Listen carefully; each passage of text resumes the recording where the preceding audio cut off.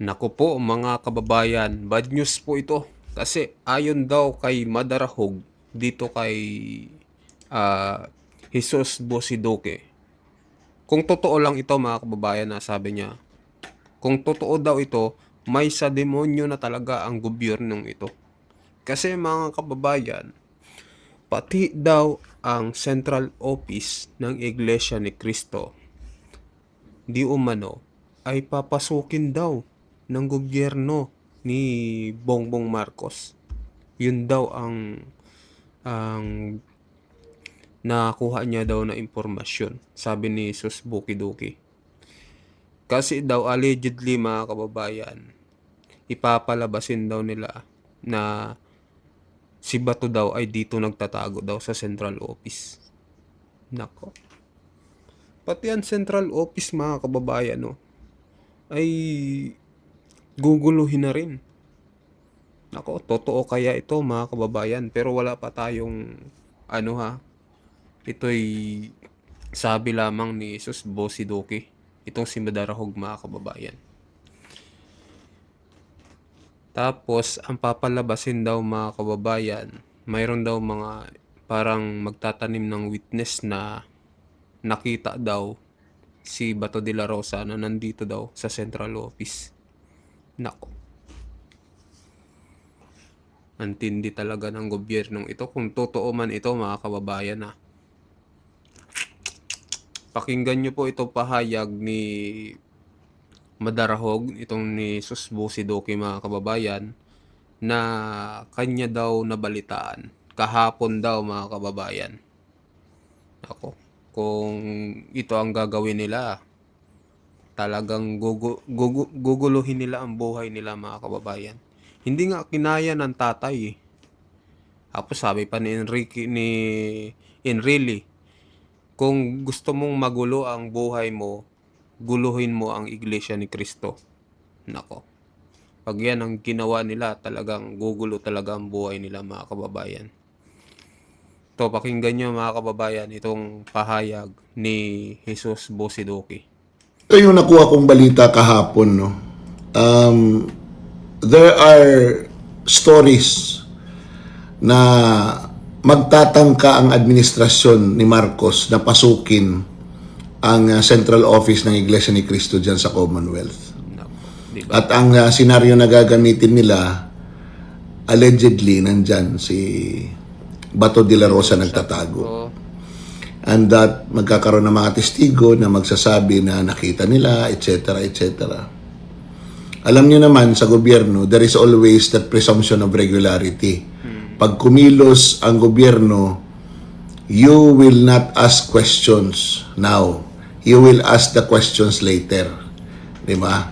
Kasi there is always a presumption na yung ginagawa nila ay legal. Di ba?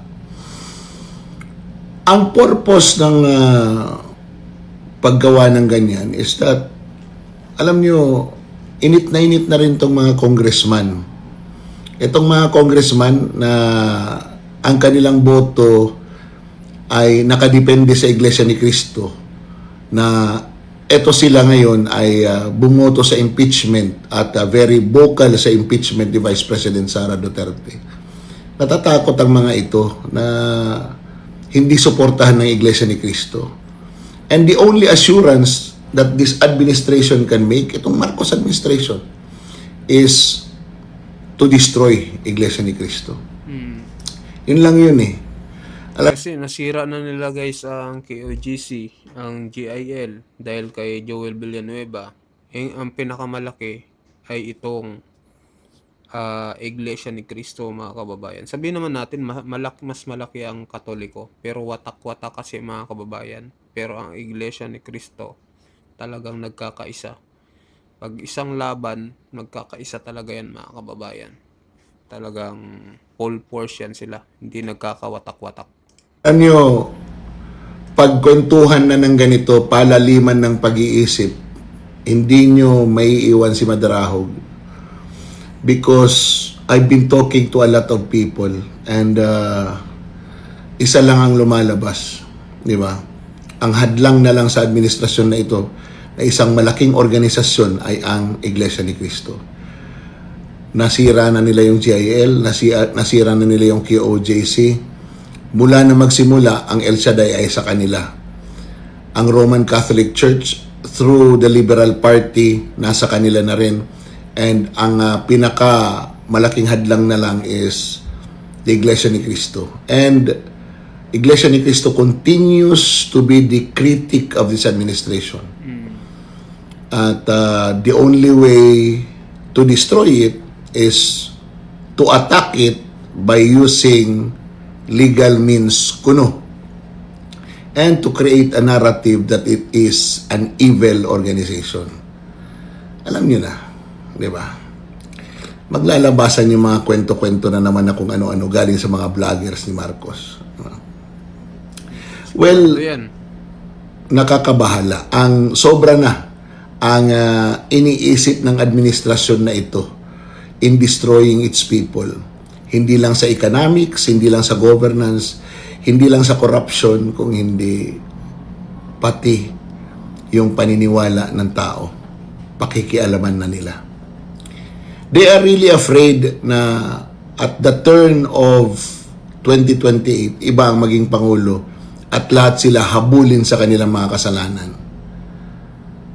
Sila ang nasa poder ngayon. They will do everything to extend their power by whatever means necessary. Alam niyo, maraming beses na pala nag-attempt ang administrasyon na ito na i-bait genuinely ang taong bayan at ang mga leader ng oposisyon na mag-create ng chaos para makapagdeklara ito ng martial law. Pero hindi nangyayari. These are stories. Siyempre, wala naman aamin. Wala naman magsasalita na talagang ganito ang pag-iisip ng administrasyon na ito. But if you look at it, wala pa silang sinabi na gagawin nila, na nagawa nila. They have been saying na hindi sila magko-cooperate sa ICC, and they cooperated. Sabi sila, walang warrant of arrest si Bato, and yet, tinutulungan nila yung ICC na madakip si Bato for their own benefit. Diba? Nakita nyo ngayon yung pagpalit ng liderato sa Senado. It is not about programs of government. It's about impeachment and the flood control issue. More on the flood control and a little bit of the impeachment. Pero ngayon nakikita natin na yung impeachment talagang they arrested Jinggoy, they suspended Jinggoy, kulang na ng isa, di ba? Pag maaresto si Marcoleta, isususpend din, kulang na ng dalawa, magiging 22 na ang senador na buboto sa impeachment. And if they will be able to arrest Bato, and if Bato will be brought to The Hague, magiging 21 na lang. And the numbers will drop, and the probability of conviction will go high. So, etong vlog na to is a boring and long lecture.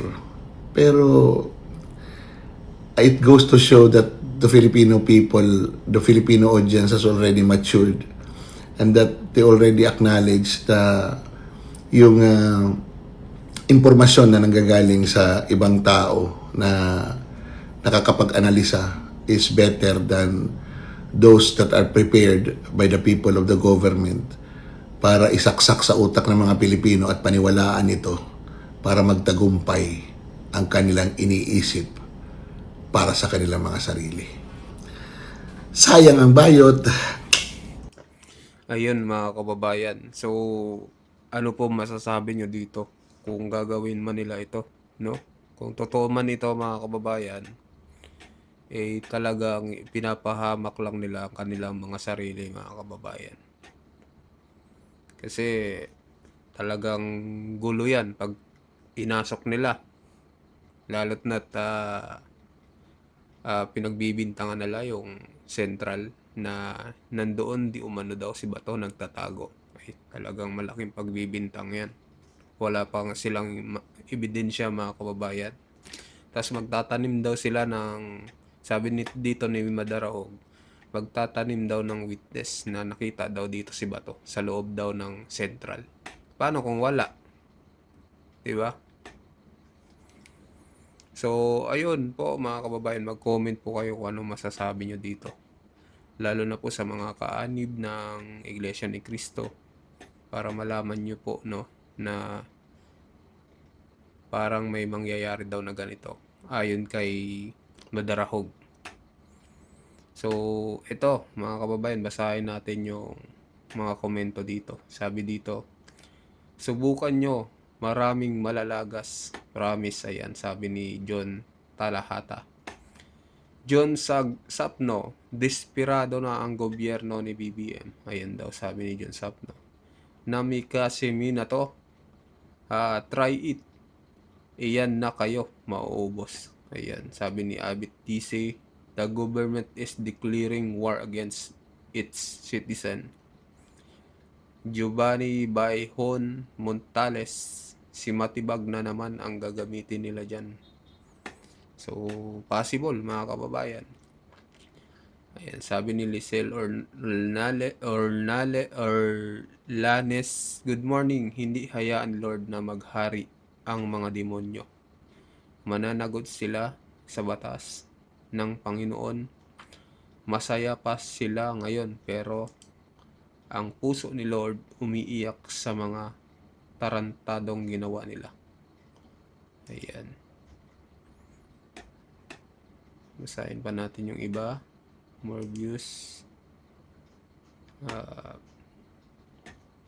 Sabi pa ni Yet Cabriros, try lang nila.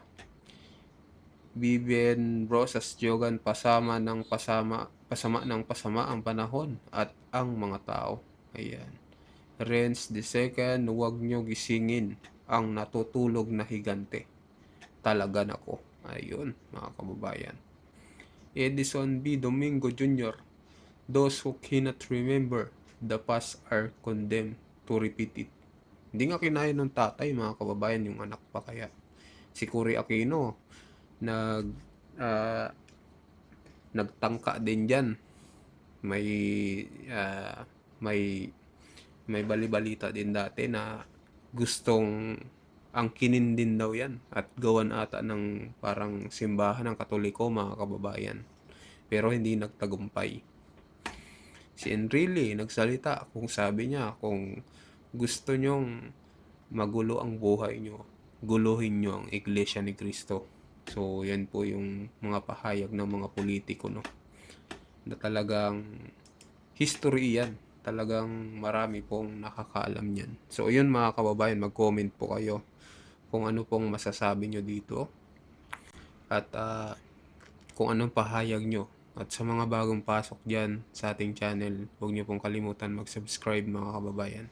Maraming salamat po.